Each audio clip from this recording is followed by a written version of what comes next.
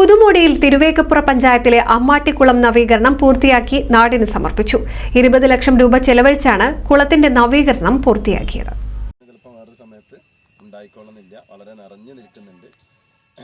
പാടെ ശോച്യാവസ്ഥയിൽ കിടന്നിരുന്ന അമ്മാട്ടിക്കുളമാണ് നവീകരിച്ചത്. പട്ടാമ്പി ബ്ലോക്ക് പഞ്ചായത്ത് 20 ലക്ഷം രൂപ ചിലവഴിച്ചാണ് കുളത്തിന്റെ നവീകരണം പൂർത്തിയാക്കിയത്. കുളത്തിൽ അടിഞ്ഞുകൂടിയ ചണ്ടികൾ നീക്കം ചെയ്തും ആഴം കൂട്ടിയും വശങ്ങൾ സംരക്ഷിച്ചുമായിരുന്നു നവീകരണം.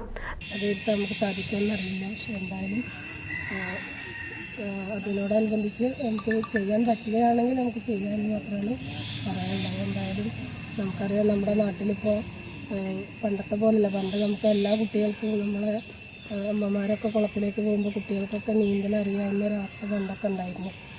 ഇന്നിപ്പോൾ കുട്ടികൾക്കൊന്നും നീന്തൽ അറിയില്ല. അതുകൊണ്ട് തന്നെ ഒരുപാട് കുട്ടികളൊക്കെ നമ്മൾ നിരന്തരം പത്രത്തിലും നാട്ടിലൊക്കെ നമ്മൾ കേൾക്കുന്നതാണ്. അപകടത്തിൽപ്പെട്ട് വെള്ളത്തിൽ പെട്ട് മരിക്കുന്ന ഒരവസ്ഥ നമ്മൾ നിരന്തരം നമ്മൾ കേൾക്കാറ്. പക്ഷേ നമുക്കറിയാം, ഇവിടുത്തെ സമീപത്തുള്ള കുട്ടികൾക്കൊക്കെ നീന്തൽ പഠിക്കാനും കൂടി ഈ ഒരു കുളം ഉപയോഗപ്പെടുത്താമെന്ന് നമുക്കൊക്കെ തോന്നുന്നു. കാരണം ഇതിന് ഒരുപാട് ആഴമുണ്ട്. അതുകൊണ്ട് തന്നെ ശ്രദ്ധിച്ച്, അതുപോലെ തന്നെ വലിയവരൊക്കെ നിന്ന് കൊണ്ട് വേണം കുട്ടികളെ നീന്തൽ പഠിപ്പിക്കാൻ.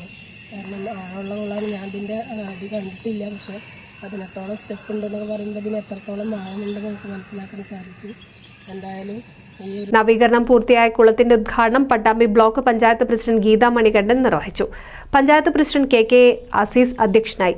Block vice president K Rasheed, M Abbas, KTA Majeed, Saidalavi, Manu തുടങ്ങിയവർ സംസാരിച്ചു. NCV news Thrithala.